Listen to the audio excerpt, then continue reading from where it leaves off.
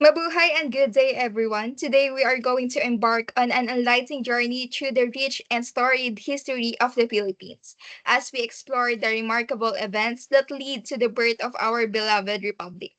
We are Group 4 and we are down to our last topic for this period. Together, I'm with Najma Bansao, Marinel Javier, Andre James Katapang, Joshua Panghulan, Kari Reyes, and yours truly, Jemery Castillo, that will guide you through this pivotal era. Together, we will uncover the struggles, triumphs, and indomitable spirit of the Filipino people that shape our nation. So for our content, we are going to discuss the brief background. The next is the selected sources, the social, economic, political, cultural, and religious landscape of the Philippines during the birth of the Republic, the summary, and lastly, the reference list. Before we delve into today's agenda, let's have a quick recap for the transition of what happened in the Philippines before the birth of the Republic. The Battle of Manila in 1945 was a bloody war between American forces and the Japanese army in the Philippines during World War II. It lasted 29 days and impacted negatively on Manila, killing 100,000 people and destroying millions of pesos worth of heritage buildings. As a result, it is regarded as the most vicious conflagration in Philippine history.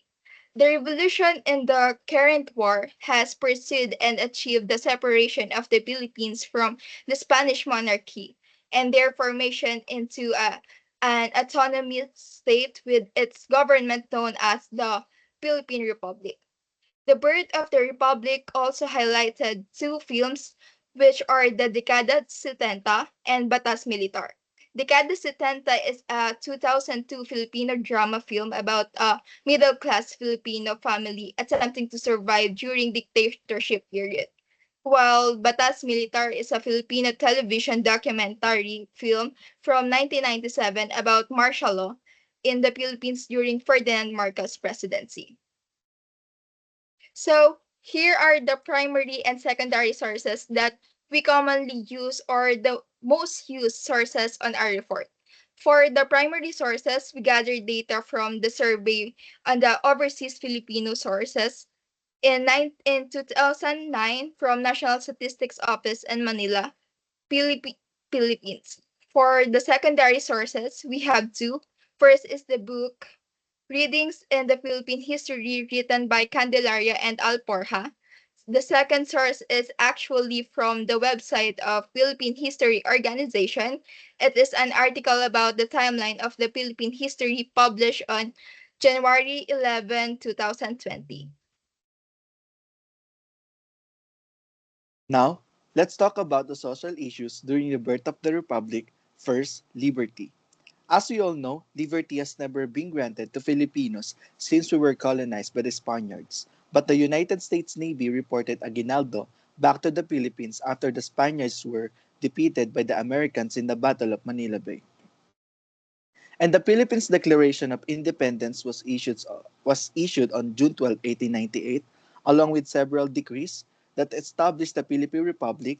When the Malolos Constitution was approved by the Congress, the Filipino people's representatives lawfully assembled to create justice, provide for public protection, promote the general welfare, and ensure the benefits of liberty. There were also articles and laws that has been passed by the US Congress, the one flash on the screen. With the intention of granting Philippine independence, detailed and natural rights, as well as the separation of the church from the state headed by President Osmeña and Rojas, people of the Philippines were also granted suffrage. And then later on, President Aquino issued the Freedom Constitution that established the Philippines as a democratic republic. This is to protect the nation from the effects of martial law imposed during Marcos' presidency. The next issue that arose was federalism. It was President Duterte who advocated federalism in the Philippines during 2016 presidential election. It is a form of government that combines the powers of essential and federal government with those of regional governments. His history as a local leader in Mindanao, which has been marred in poverty and violence for decades, has influenced his advocacy. Our current system is a uti- unitarian structure with regulatory powers and resources centralized in the national government, making it vulnerable to abuse.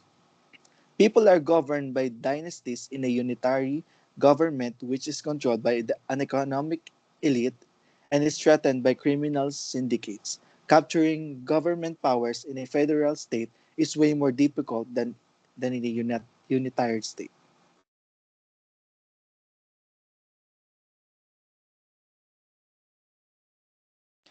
The third is the issue that was mainly the source of social unrest in the Philippines way back in the land ownership. Under Spaniards, families were not permitted to own their land and were instead assigned to farm it, paying colonial tributes to Spanish authorities in the form of agricultural products. The Ecomindia system was also implemented, and it was unjust and violent since they were forced to sell their goods at a low price or surrender them to encomendras.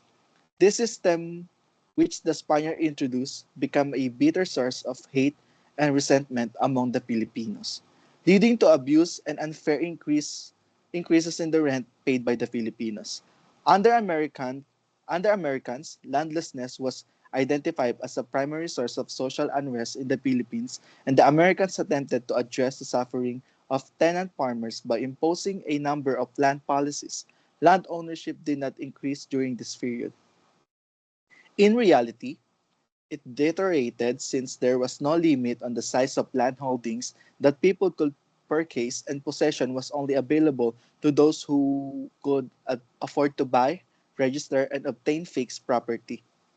This early, la- this early land reform policy was also introduced without support structures because if a landless peasant received land, he only received land, nothing more, allowing for dependency of more lands resulting in widespread peasant uprisings.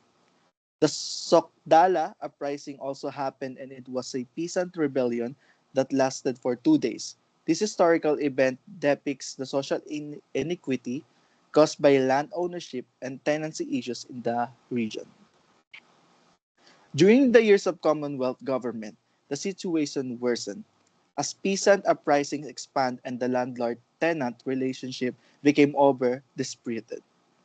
President Quezon established laws to provide social justice and assistance to peasants. However, the Commonwealth attempts to reform agriculture failed due to a number of issues, including a lack of funding for the settlement program and widespread peasant uprisings. Rehabilitation and rebuilding after the war were focused on providing solutions to the problems of the past. President Rojas Carino and Magsaysay created these articles and laws.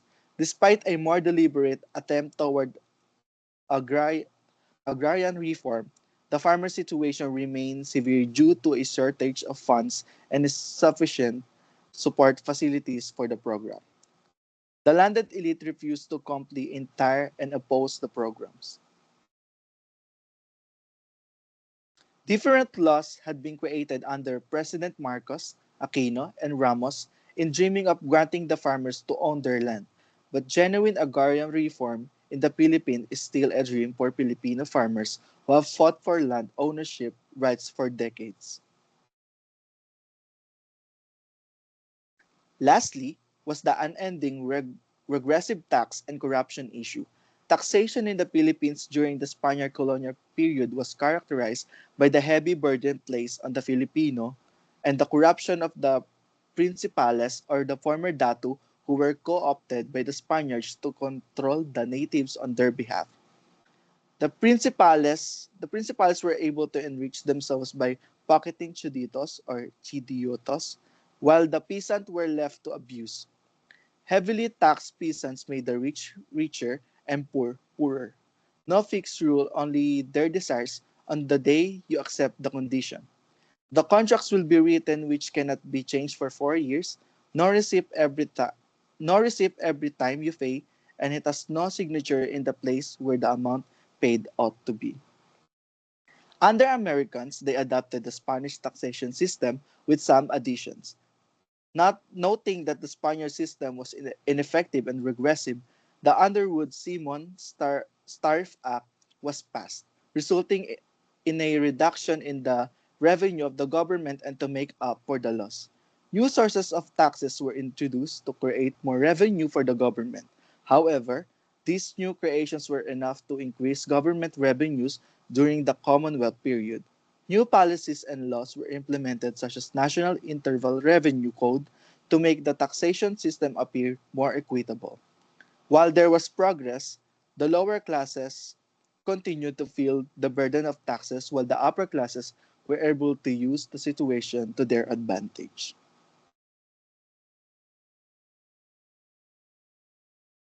So in this slide, we're gonna tackle about economic issues, which is taxation. During the Commonwealth period in 1936, new measurements appeared that says it needed to increase the taxation. Income tax rates increased in year 1936, plus the SIR tax rate on the individuals with an excess of 10,000 pesos. Even the corporation income taxes increased as well. In 1937, the cedula was eliminated, which is a progressive move. But in exchange of this, in year 1940, the residence tax was implemented and imposed on every citizen that aged 18 years old and owned ever a, corp- owned ever a corporation. Next is implementation and widening VAT. For the implementation and widening VAT, on, y- on year 1986, VAT law was signed and it was put in effect in year 1988. Because of its reliable source of revenue for the government, new tax law will reduce its reliability as legislative exemptions grew. Next slide, please. Next is service and features. The VAT base was widened in 1997, and it includes service and some features. Here are some of its features. First, the restoration of VAT exemption for all corporatives. Second, the expansion of the coverage of the term simple process by including broiling and roasting, effectively narrowing the tax base for food. Third, the expansion of the coverage of the term original state by including the molasses. Fourth, the exemption from the VAT. So, for the political issues, we will talk about the evolution of Philippine Constitution, martial law, federalism, and some of the current political issues. Next slide. So, history of the Philippine Constitution, because it simply reflects the way the past presidents governed the nation and what kind of system they implemented. So, let's start with the constitutional authoritarianism of 1973.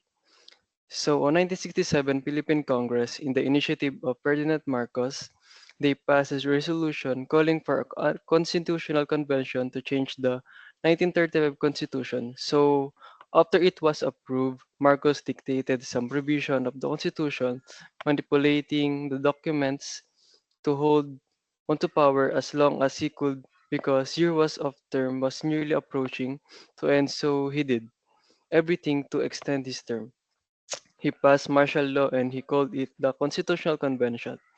So therefore, the Philippines that time had a parliamentary style of government where legislative power was vested in an unicameral National Assembly. So here are the changes. In the president, he is chosen from the members of the National Assembly, six term and can be re-elected to an unlimited numbers of terms. For the Prime Minister, it has an executive power and also the head of the government, Commander-in-Chief of the Armed Forces.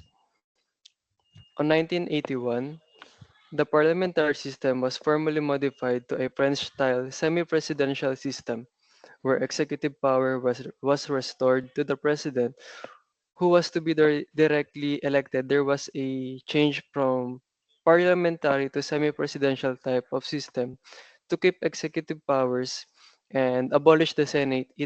It actually never acted as a parliamentary system. Instead, functioned as an authoritarian presidential system, with all the real power concentrated in the hands of the president. With the backing of the constitution, he can't really be called a parliamentary system because there is no parliament. All the powers on the hands of the president and the prime minister. The Philippine Constitution was after martial law on 1887 after Imelda and Ferdinand Marcos flew away from the Philippines. Corazon Aquino is elected, and now it's on our hands on how to change the current governance of the Philippines. She actually had three options regarding the Philippine Constitution. First, revert the 1935 Constitution. Second, retain the 1973 Constitution. And number three, make reforms or start anew and break from the vestige of a disgraced dictatorship. So she made the choice and her choices is to make new constitution that truly reflective of the aspiration and ideals of the Filipino people. So on February 2, 1987, a new constitution was officially adopted.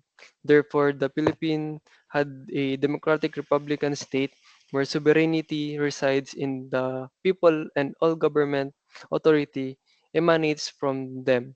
Well, until now, we're still in a democratic republican state, and so the governmental powers were allocated among three branches of the government: executive, the law enforcing body; second, legislative lawmaking body; and judicial, the law interpreting the body. And there are actually three independent constitutional commission that were established. First, Civil Service Commission, a central agency in charge of government personnel. Second, Commission on Election, mandated to enforce and administer all election laws and regulation. And lastly, Commission on Audit, where they all the funds and transaction properties accounts of the government and its agencies. There is also what we call of Office of the Ombudsman. It is created to investigate complaints that pertain to public corruption and lawful behavior of public officials and other public misconduct. They can charge public official before the Sandigan Bayan or the special court created for this purpose.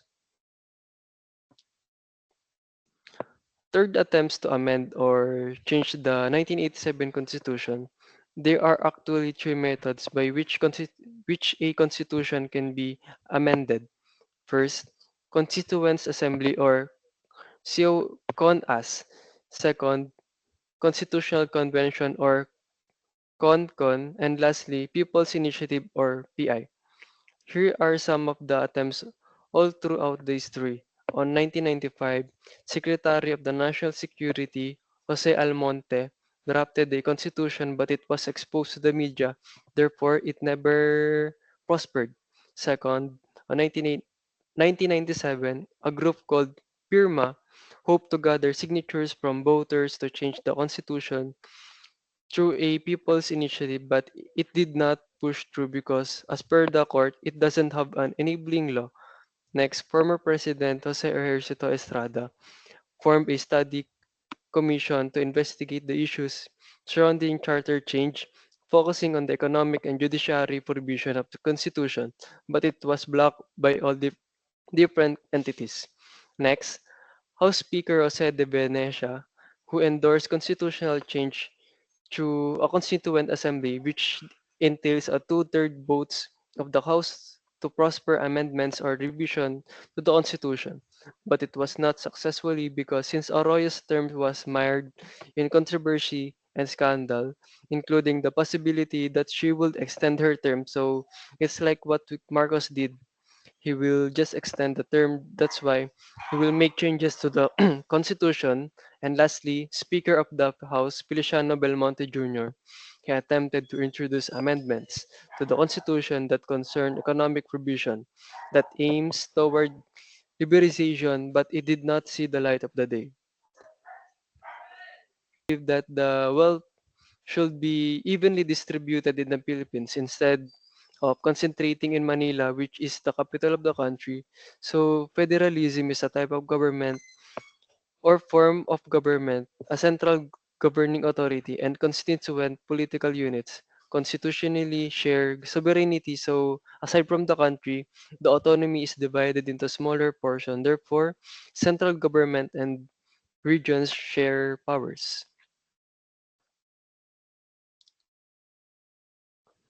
So, based on what President Duterte stated on the 2016 presidential election, he firmly supports federalism, which is a compound mode of government combining a central or federal government with regional governments in a single political system. So he believed that the wealth should be evenly distributed in the Philippines. Instead, it's smaller in the autonomous region. The country is divided into region, and then into regions, it's divided into local government units. Therefore, central government and region share certain powers. So for the current system, type of governance in the Philippines, it is a unitary form where administrative powers and resources are concentrated in the national government, where are in a republic with a presidential form of government, just like our constitution, after the changes in constitution after martial law, where we have three branches of the government and three independent constitutional commission presentation of the selected sources. So it was a culminating in the election of monument in year 1872 near Ogusan River, which commemorates the expedition's arrival and celebration of Mass on April 8, 1521. The Butuan claim has been based on elementary readings of primary sources from the event. Next slide, please. During the 20th century, more readings and available evidence were made which brought more understandings and interpretations of the first mass in the Philippines.